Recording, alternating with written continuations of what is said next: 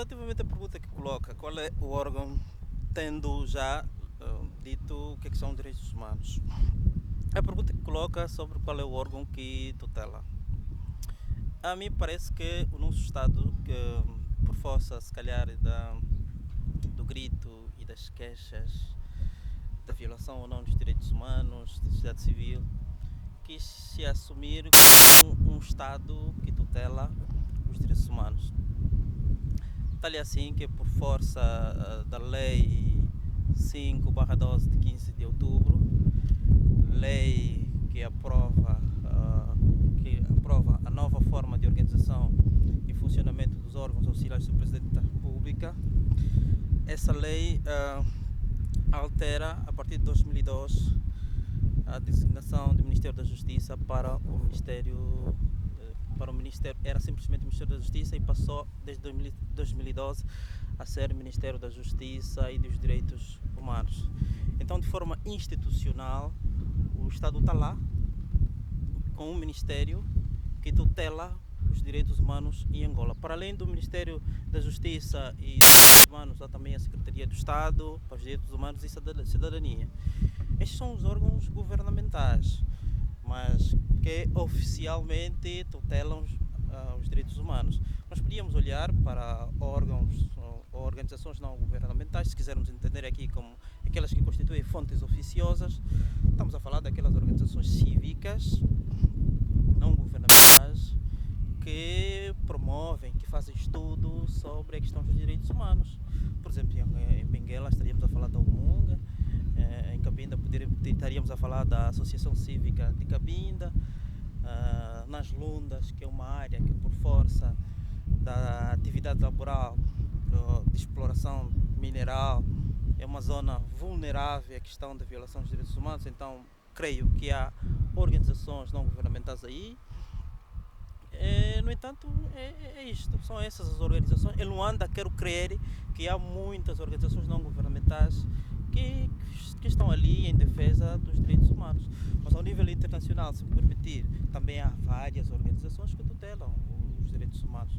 Para começar, a Anistia Internacional, a Comissão dos Direitos Humanos, o Comitê das Nações Unidas sobre os Direitos Humanos, o Projeto Esfera, por exemplo, o Consórcio Universitário dos Direitos Humanos. A nível regional, ou seja, em África, podíamos estar a falar da Comissão Africana dos Direitos Humanos e Povo. Pois são várias as organizações governamentais e outras não governamentais, internacionais e internas, que tutelam interessadas na questão dos direitos humanos.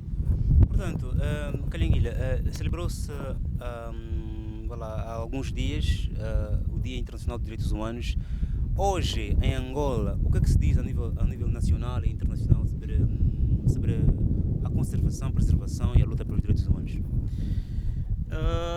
Relativamente à questão que nos coloca, eu quero entender que esteja a saber o que é que se fala sobre os direitos humanos. Pois bem, fala-se muito pouco. Há bem pouco tempo houve, creio, exatamente no dia 10, houve Conferência Nacional dos Direitos Humanos que aconteceu em Luanda, mas o meu entendimento é que, apesar de terem discutido matérias sobre direitos humanos, no entanto, uma matéria como isto, como direitos humanos, podia ser extensivo. Não se falou, pouco ou nada falou-se nas províncias, promoveram-se debates sobre a questão dos direitos humanos. Agora, reverter exatamente essa questão em tentarmos entender as queixas sobre os direitos humanos. Uma coisa é o que é que se fala, outra coisa quais são as queixas sobre os direitos humanos. Em Angola há várias queixas sobre os direitos humanos, meu caro. E podíamos aqui mencionar várias.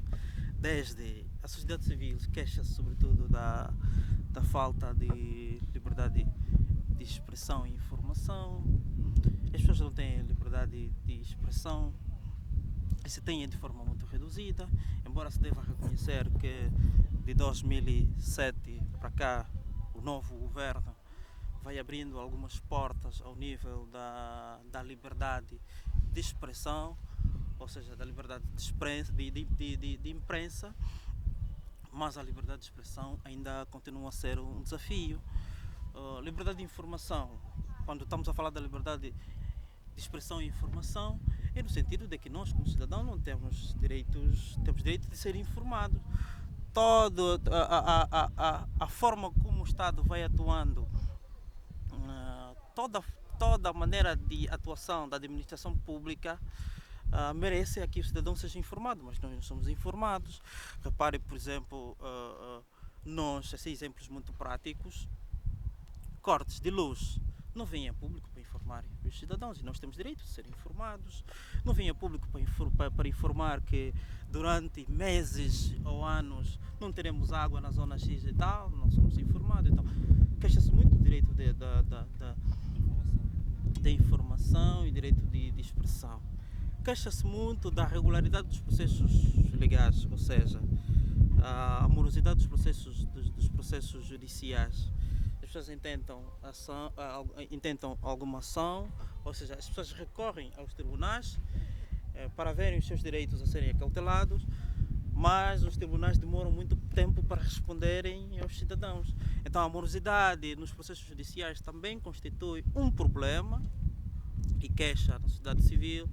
As pessoas queixam-se de saúde, as pessoas queixam-se da habitação, os acessos às habitações. A esta altura construiu-se uma rede de centralidade, mas os acessos parecem de forma seletiva. As pessoas queixam-se disso. As pessoas queixam-se da educação, porque existe num país um número elevado de crianças fora do sistema de ensino, e é um direito, é um atentado à violação dos direitos humanos. As pessoas queixam-se da fome, da pobreza. A pobreza hoje constitui um dos grandes problemas dos direitos humanos do mundo, porque são os pobres, e isso consta num dos relatórios das Nações Unidas, de que é aos pobres onde há a maior probabilidade de os direitos humanos serem negados.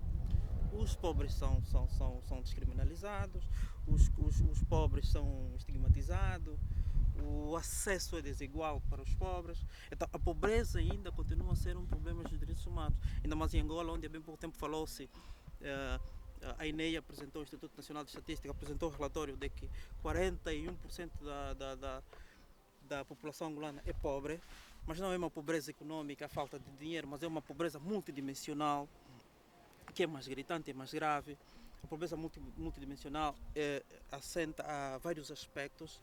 É fome, é falta da habitação, é falta da educação, é multidimensional. E esse tipo de pobreza é das mais gritantes,